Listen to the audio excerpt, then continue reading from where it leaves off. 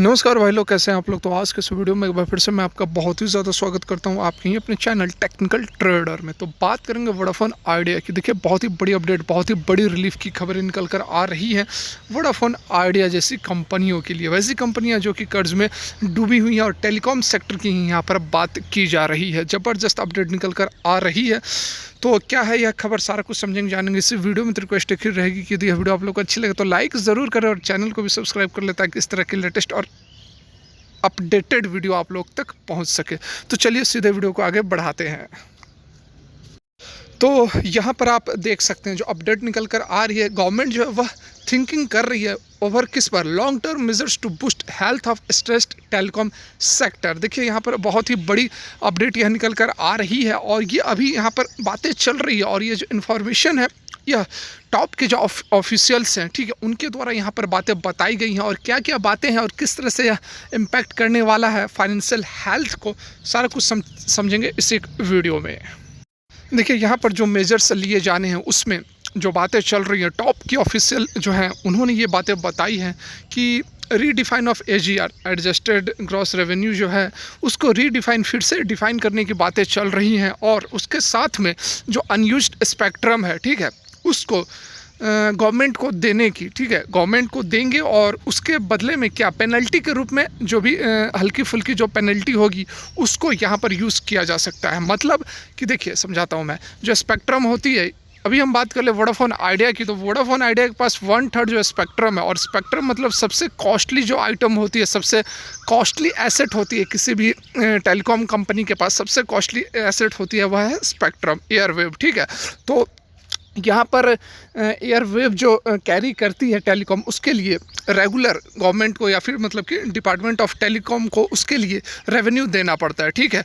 तो यहाँ पर जो हमारी वोडाफोन आइडिया है वह लगभग यहाँ पर 1/3 स्पेक्ट्रम का यूज़ नहीं कर रही है। और इसके बदले यूज़ नहीं कर रही है, लेकिन उसका जो पैसा, या फिर आप कह सकते हैं कि एक तरह से रेंट जो है वह गवर्नमेंट ऑफ इंडिया यानी कि डिपार्टमेंट ऑफ टेलीकॉम को पे करना पड़ता है। मतलब कि यूज़ भी नहीं कर रहे हैं और उसका पैसा भी देना पड़ रहा है। तो इसको लेकर एक अपडेट आने वाला है। जो बातें चल रही है कि किस तरह से टेलीकॉम सेक्टर को बचाया जा सकता है, तो उसमें यह भी एक पॉइंट निकल कर आ रहा है कि जो स्पेक्ट्रम यूज़ नहीं हो रही है उसे गवर्नमेंट को वापस दे दिया जाए।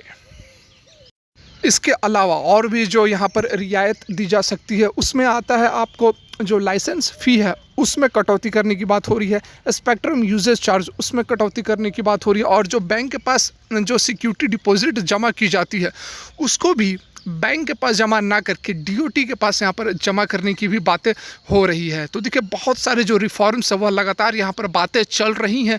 और यहाँ पर जिस तरह से हमारा वोडाफोन आइडिया बिल्कुल बहुत ही क्रिटिकल सिचुएशन से गुजर रही है, तो गवर्नमेंट प्लानिंग कर रही है कि किस तरह से इस टेलीकॉम सेक्टर को, टेलीकॉम ऑपरेटर को बचाया जा सके। टॉप के ऑफिशियल जो है उन्होंने यह भी जानकारी दी है कि जैसा कि 1 साल का समय मांगा जा रहा है, 1 साल का मॉरेटोरियम मांगा जा रहा है वोडाफोन आइडिया की तरफ से एजीआर के पेमेंट को लेकर। मतलब कि मॉरेटोरियम पीरियड, टोटल पेमेंट की बात नहीं की जा रही है, मतलब 1 साल के लिए मॉरेटोरियम की बात यहाँ पर की जा रही है। लेकिन यहाँ पर जो ऑफिशियल हैं उन्होंने बताया कि यह 1 साल का जो समय है वह पर्याप्त नहीं है, क्योंकि वोडाफोन आइडिया के ऊपर यहाँ पर लगभग 1.5 लाख करोड़ के आसपास का टोटल बकाया है। गवर्नमेंट की ही बात कर रहा हूँ, केवल गवर्नमेंट मतलब डीओटी की बकाया है, जिसमें से कि 25,000 करोड़ का फंड रेज करने की बातें भी चल रही हैं। लेकिन वह भी सफिशिएंट नहीं होगा, क्योंकि एट प्रेजेंट यहाँ पर जो है 350 करोड़ के आसपास का कैश रिजर्व अवेलेबल है वोडाफोन के पास। और इसको देखते हुए टोटल यहाँ पर एट प्रेजेंट मिनिमम 50,000 करोड़ की रिक्वायरमेंट है वोडाफोन आइडिया को। तो यहाँ पर जो 1 साल का मॉरेटोरियम पीरियड है वह पर्याप्त नहीं होगा वोडाफोन आइडिया को सस्टेन करने। टेलीकॉम ऑपरेटर की तरफ से और भी जो डिमांड चल रही है उसमें से एक है बैंक गारंटी। बैंक गारंटी रखनी पड़ती है टेलीकॉम ऑपरेटर्स को बैंकों के पास, जिसमें से कि यदि कोई फ़ीस पे नहीं करती है टेलीकॉम ऑपरेटर, तो डिपार्टमेंट ऑफ टेलीकॉम जो है वह उस फिक्स्ड डिपॉजिट, मतलब कि जो कैश जमा करते हैं, ठीक है, उसमें से वह पैसे काट लेती है। तो इसको भी लेकर बातें चल रही हैं और डिमांड लगातार आ रही हैं कि जो बैंक डिपॉजिट्स हैं वह बैंकों पास डिपॉजिट ना करके डायरेक्ट डीओटी के पास डिपॉजिट करना चाहिए।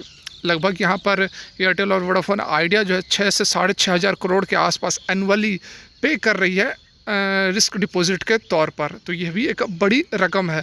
और यदि यहाँ पर जो बातें चल रही हैं जैसे कि स्पेक्ट्रम यूजेज चार्ज, लाइसेंस फ़ी वगैरह को कम कर दिया जाता है, तो ऑटोमेटिकली जो बैंक डिपॉजिट किए जाते हैं सिक्योरिटी मनी के तौर पर, उसमें भी कमी आ जाएगी। तो ये सारी जो बातें हैं वह लगातार चल रही हैं और गवर्नमेंट भी सोच रही है, जैसा कि आप देख ही सकते हैं, गवर्नमेंट भी सोच रही है इसके ऊपर डिसीजन लेने के लिए। और जहाँ तक लगता है कि किसी एक ठीक ठाक सी जो कंपनी है उसे बर्बाद नहीं होने देना चाहिए। तो ओवरऑल हम यही एक्सपेक्ट कर सकते हैं कि कुछ ना कुछ पॉजिटिव अपडेट ज़रूर निकल कर आएगा और ज़बरदस्त एक बार फिर समय लग सकता है, लेकिन होप यही रहेगी कि वोडाफोन आइडिया में फिर से एक तेज़ी का माहौल बनेगा और जो लोग इन्वेस्ट किए हुए हैं सारे लोग को अच्छा खासा रिटर्न मिले। तो फिलहाल के लिए वीडियो यहीं तक। कोई भी इन्वेस्टमेंट करने से पहले अपने फाइनेंशियल एडवाइजर से भी कंसल्ट कर ले, क्योंकि यह वीडियो एजुकेशन पर्पस के लिए बनाई गई है। वीडियो देखने के लिए बहुत बहुत धन्यवाद। ईश्वर करे आपका दिन मंगलमय हो और आप सदैव प्रॉफिटेबल रहे।